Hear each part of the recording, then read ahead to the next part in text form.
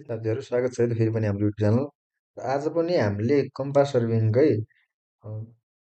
Included एङ्गलबाट लाइनहरूको bearing चाहिँ कसरी निकाल्ने भनेर सिक्छौँ है त। अब यसको लागि हामीलाई कुनै लाइनहरूको मतलब कुनै ट्राभर्सहरूको कुनै एउटा लाइनको बियरिङ थाहा छ फर्स्ट लाइनको भनेपछि अनि सबै इन्क्लुडेड एङ्गलहरू इन्टेरियर एक्सटेरियर जे पनि हुन्छ कि इन्क्लुडेड एङ्गलहरू त्यो थाहा भयो भने हामीले चाहिँ बियरिङहरू अरू लाइनको कसरी पत्ता लगाउने भन्ने सिक्छौँ है त। पहिला यहाँ अब हल्का थ्योरी हेरौँ सानो। Knowing the bearing of a line and the various included angles of traverse, the bearing of other lines may be calculated as below. अब हामीलाई यदि कुनै एउटा लाइनको ट्राभर्सको एउटा लाइनको बियरिङ र अरू सम्पूर्ण इन्क्लुडेड एङ्गलहरू थाहा छ ट्राभर्सको भने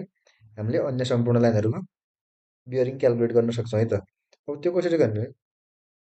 late the observe fore bearing of a line AB ठिटा हामीले एबी लाइनको बियरिङ ठिटा मान्यो छ भने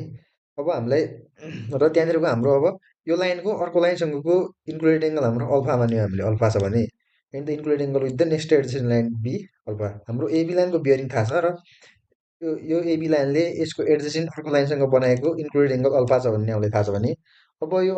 बीदेखि अर्को लाइन जस्तो हामीले बिसी मान्यो भने यो बिसी लाइनको बियरिङ कसरी निकाल्ने त भनेर यहाँ हेर्छौँ। Fore bearing of next line is equal to fore bearing of previous line plus included angle. अब बिसी लाइनको बियरिङ थाहा पाउनु पऱ्यो भने एबी लाइनको बियरिङ प्लस यो अल्फा गर्नु पऱ्यो अर्थात् इन्क्लुडेड एङ्गल गर्नु पऱ्यो। त्यही भनेर fore bearing of next line is equal to fore bearing of previous line plus included angle है त। अब यो इन्क्लुडेड एङ्गल इन्टिरियर पनि हुनसक्यो एक्सटिरियर पनि हुनसक्यो। त्यो कति बेला हुन्छ भने यदि ट्राभर्स एन्टी क्लकवाइज गइरहेको छ एन्टी क्लकवाइज ट्राभर्स छ भने हाम्रो इन्क्लुडेड एङ्गल इन्टिरियर भयो। यदि ट्राभर्स हाम्रो यसरी यसरी गएर क्लोज थियो भने हाम्रो इन्क्लुडेड एङ्गलहरू एक्सटिरियर हुन्थ्यो है त यसरी यस्तो। ल त्यसरी चाहिँ हामीले फोर बियरिङ पत्ता लगाउँछौँ। Means for the bearing of next line the following statement हामीले के भन्न सक्छौँ भने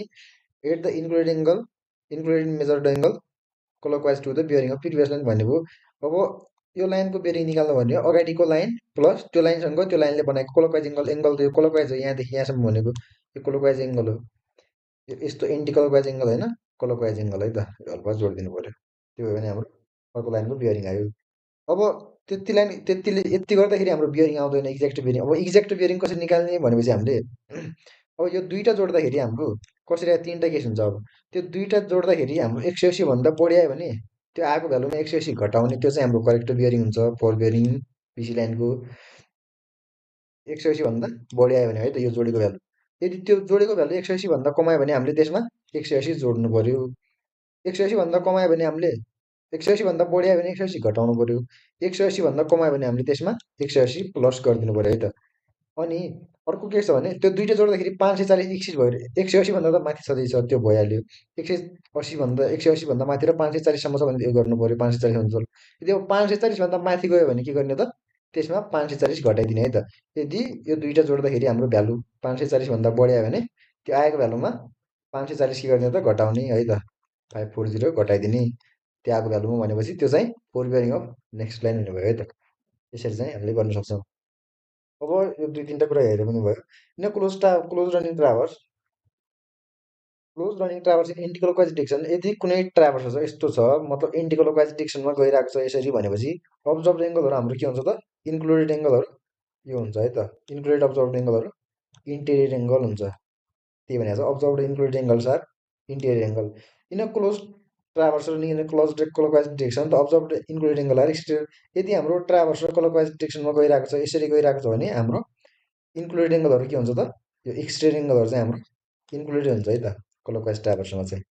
त्यो। अनि included angle are measured clockwise from preceding line to forward line. यो भने अब हाम्रो पहिलो लाइन यो छ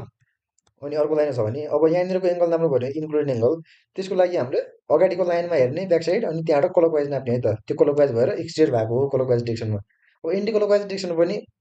यो गयो भनेपछि यो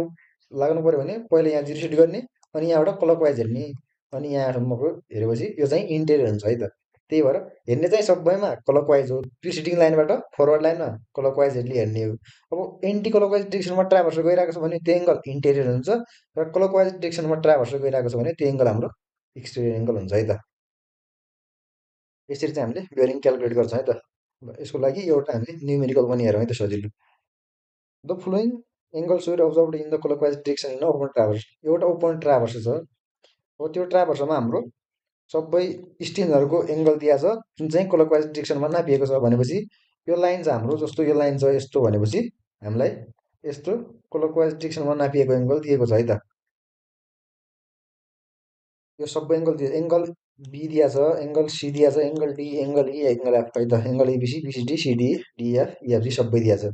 अब हामीले के भनेको छ भने the magnetic bearing of AB line मतलब सुरुको लाइनको हामीलाई बियरिङ दिएको छ भने what would be the bearing of the line FG भनेपछि एफजी भनेको लास्ट लाइन भयो हामीलाई सुरुको लाइनको बियरिङ दिएको छ र सबै स्टेसनको एङ्गल दिएको छ भनेपछि हामीलाई चाहिँ अन्तिम लाइनको अर्थात् एफजी लाइनको बियरिङ निकाल भन्यो है त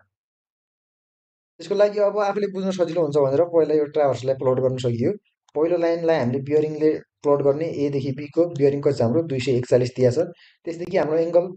एबीदेखि बिसीको लाइनको एङ्गल एबिसी एङ्गल कति दिएको छ हाम्रो 124 दिएको छ जुन एङ्गल चाहिँ हाम्रो क्लकवाइज नापिएको भनेको छ भने एङ्गल हुने भयो त क्लकवाइज हाम्रो यो एङ्गल हुने भयो भने यो एन्टी क्लकवाइज एङ्गल हुने भयो यति एङ्गल दिएको छ हाम्रो 124 अर्को पनि क्लकवाइज बिसिडीको पनि यो एङ्गल अनि त्यसरी नै सिडिईको अनि डिइएफ र इएफजी यो सबै एङ्गल दिएको छ अब हामीलाई पहिलो लाइनको बियरिङ दिएको छ र सबै